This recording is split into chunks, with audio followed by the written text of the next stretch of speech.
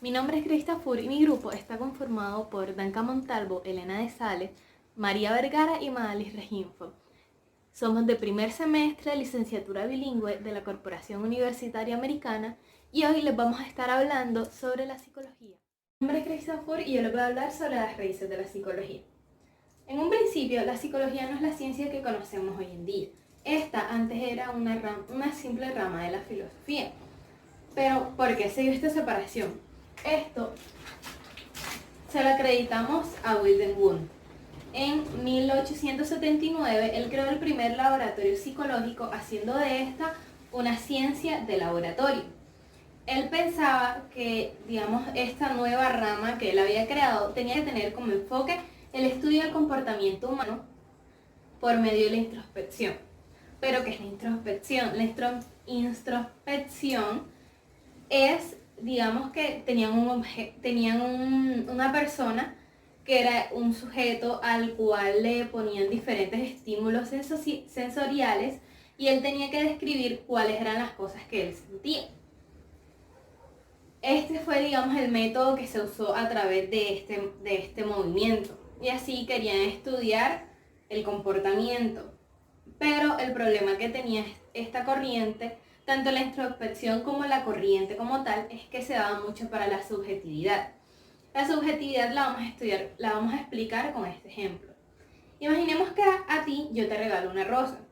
Imaginemos que también le regalo una rosa a la persona X que está aquí. Puede que tú al recibir la rosa digas que es un acto de afecto, de amor, de cariño y te sientas halagada y te haga sentir muy feliz. Pero puede que a la persona X esto no le parezca nada de lo que describí anteriormente y simplemente le parezca un acto de crueldad.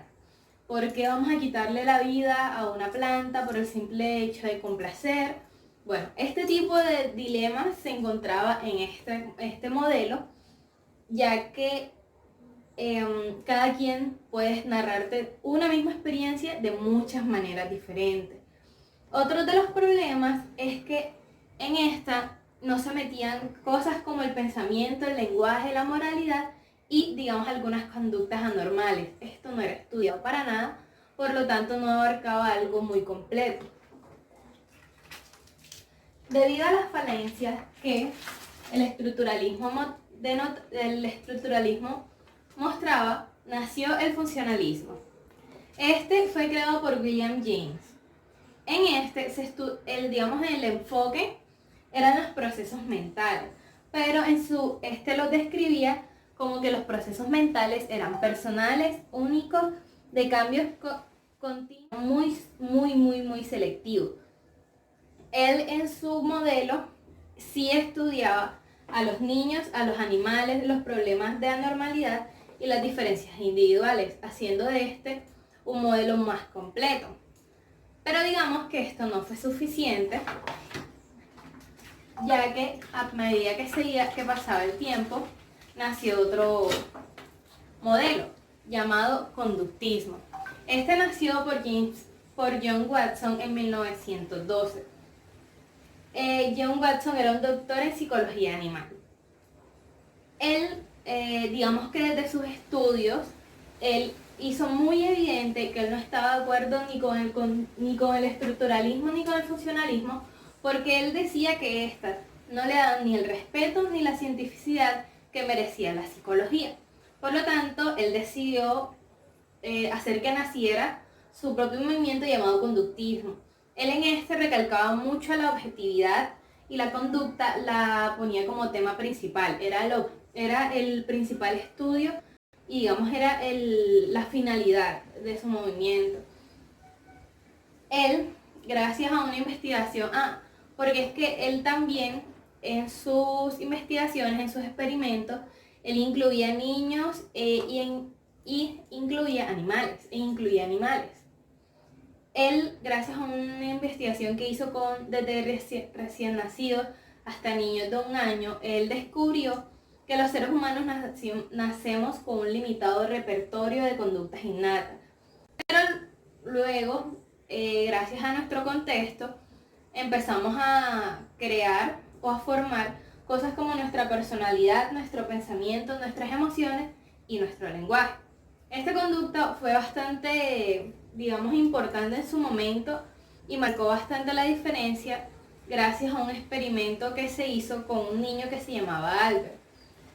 Dicho experimento consistía en hacer que el niño le empezara a tener miedo a las ratas blancas, lo cual generó mucha controversia en el momento, pero esta investigación posteriormente sirvió para tratar los miedos y las fobias en personas adultas. Luego de estas nace la conducta Gestalt. Esta nació gracias a Max Wertheimer en 1912.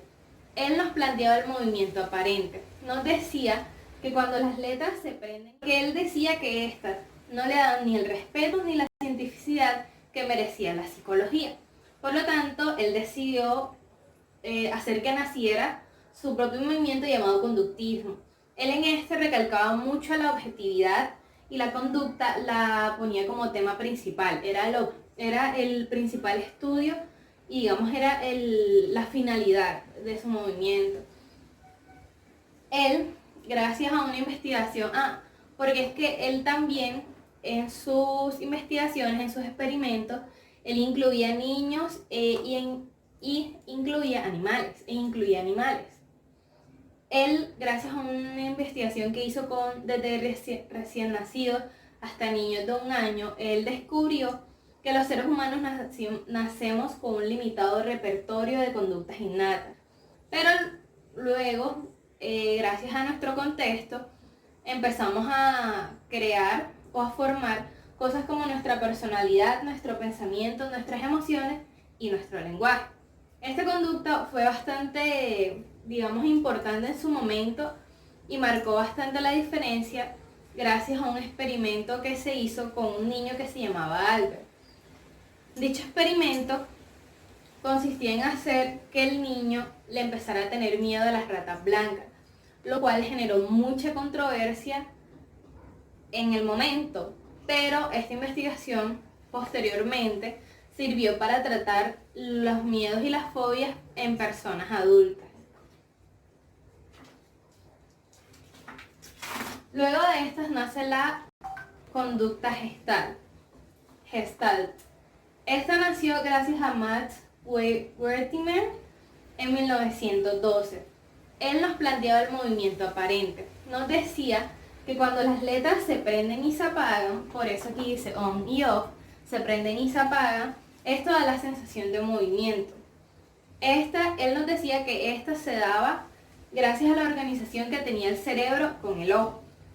Y él en sus propuestas, por llamarlo de una manera, él decía que la introspección era un método válido.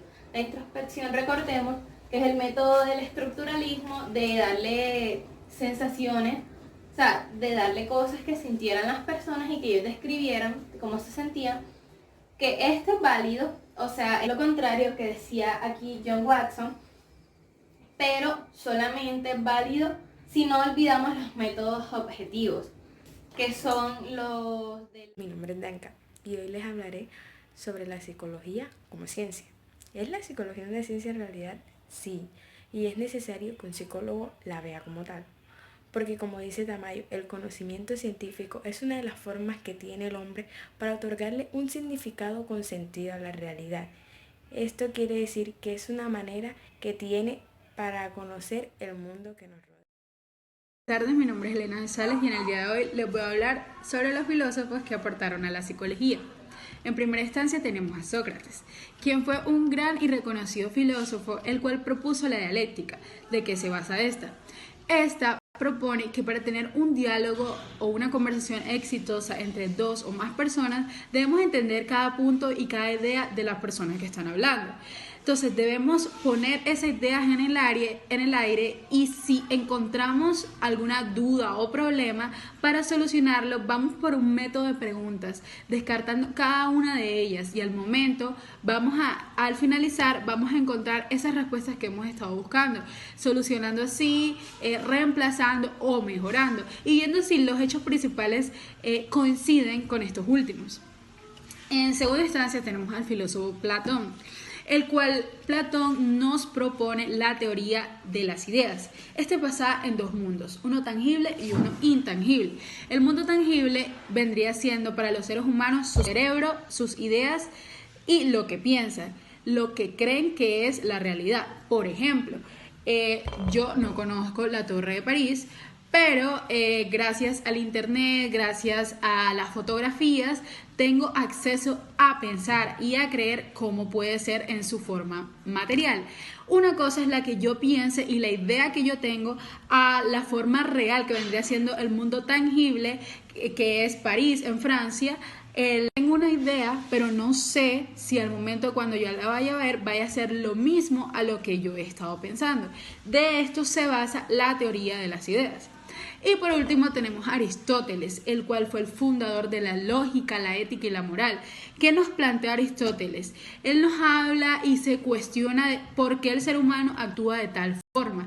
Y nos llega a la conclusión de que el ser humano tiene esa ética y esa moral para actuar así es porque es un ser egoísta y siempre está buscando su bien propio. Por eso la teoría de Aristóteles es conocida como el bien propio del ser humano. Es una teoría de bienes. Y esto es lo que hace que el ser humano actúe siempre a su conveniencia. Muchas gracias, y ahora mi compañera Alejandra les estará hablando sobre los otros 3 filósofos que fueron muy importantes para la psicología. Buenos días, tardes o noches, señor Abril. No sé en qué momento estoy viendo este video, por lo tanto, mi nombre es María Alejandra de Caralastre. Soy estudiante de licenciatura en educación bilingüe, primer semestre. Y lo más seguro es que mis compañeras ya hayan hecho una introducción hacia usted, pero hay que presentarse. Por la exposición le voy a hablar de algunos filósofos que hicieron aportes a la psicología antes de que se volviera una ciencia. Uno de estos fue René Descartes, el cual decía que Dios nos dio la inteligencia y nos las puso como un desafío a la naturaleza, o sea, como a entenderla y a tratarla como ella se lo merece. Y también nos dio el método de la duda, el cual habla de que se puede dudar de absolutamente todo menos de 3 cosas: el yo, la naturaleza por extensión y Dios por su infinitud. Como segunda instancia tenemos a Kant, el cual habló de qué es la ciencia como tal, y este decía que la ciencia era la conjunción perfecta de 2 factores: la sensibilidad y el entendimiento, siendo la sensibilidad la parte en la que tú puedes descubrir un fenómeno y describirlo, y de esta sale la relatividad, porque depende de cómo el hombre perciba el objeto o el estímulo para poder decir qué es, cómo lo siente, cómo lo vio. Que relatividad, porque depende de cómo el hombre perciba el objeto o el estímulo para poder decir qué es, cómo lo siente, cómo lo vio, qué le parece y cuál es su verdad acerca de esto. Y como por último tenemos a John Miller, el cual nos habló de la energía de los nervios en específico. Este decía que además de la relatividad, no la apoyaba en sí. Este decía que dependía de cierta fibra nerviosa cómo el hombre veía el objeto, cómo lo sentía, si el estímulo lo hace sentir triste, feliz, asustado, entre otras cosas. Gracias. Hace muchas décadas los problemas de la mente se le atribuían solamente a la medicina, hasta la llegada de Sigmund Freud, el padre del psicoanálisis. Él nació el 6 de mayo de 1856 y al terminar la escuela decide estudiar medicina, centrándose en la neurofisiología. Aquí, durante sus años de estudio, él concluye que la neurosis no era un problema del sistema nervioso, sino que era un trastorno de la personalidad. Y de aquí él crea lo que es la teoría de la personalidad, teniendo como base estos tres conceptos: el ello, el yo y el superyo. El ello son todas aquellas necesidades corporales y deseos que se buscan saciar en ese preciso momento. Un ejemplo claro sería el bebé. Él no sabe qué quiere, pero sabe que lo quiere en este momento. El yo es la parte consciente. La realidad junto con los sentidos buscan los objetos para saciar el deseo o la necesidad que el ello ha creado. El superyo es el registro de todas las causas que se deben, de todas las cosas que se deben evitar y de las estrategias que se debe tener para saciar las necesidades o deseos. Como la historia de muchos, la historia de Freud comenzó con otros. En este caso sería Anna O y el Dr. Joseph. El Dr. Joseph, un amigo de Freud, le confiesa haber curado un caso de histeria con hipnosis. Pero bueno, ¿qué es hipnosis? ¿Qué es histeria? A la histeria se le denominaban a todas aquellas enfermedades que no tenían una cura aparente. A esto se le recomendaban baños herbales, electroterapias y masajes. ¿Qué presentaba Ana? Ana presentaba dificultades al hablar y al entender cuando le hablaban, parálisis en sus brazos y piernas y una tos físicamente inexplicable. Freud, interesado en este caso, decide intervenir, pero de una manera muy particular, a través de la palabra. Él concluye que la palabra es la llave para llegar al inconsciente de las personas y poder así encontrar el origen de los problemas. Él dejaba que Ana le contara sobre todas sus experiencias, deseos, sueños, todo sobre lo que le pasara por la mente para así llegar a las causas de lo que ella tenía. A esto se le llamó psicoanálisis, que era la teoría para comprender el inconsciente y la terapia para los problemas anímicos. Y aquí. Bueno, ahora les voy a decir las letanías. Estoy a cargo de la primera y segunda. Disfruten. Cuando hablamos de psicología hay mucho que explicar. Hoy mirar y ver será el tema del que hablar. Con mucha precisión encontraremos definición. 2. En el caso del empirismo hay una experiencia sensorial. Es excelente germen de conocimiento sobre la conducta. Con mucha precisión encontraremos definición. En los experimentos análisis se afirma esto para que no crean que les estamos echando cuento. Con mucha precisión encontramos definición. Cuando estás como loco y empiezas a gritar, todo eso viene por andar sin control emocional. Con mucha precisión encontramos definición. Bueno, y ahora mi letanía. El psicoanálisis propone el análisis de los sueños que tiene interpretaciones libres de los sentimientos. Con mucha precisión encontraremos definición. Con la psicología puedes conocerte más y una versión mejor de ti serás. Con mucha precisión encontraremos definición.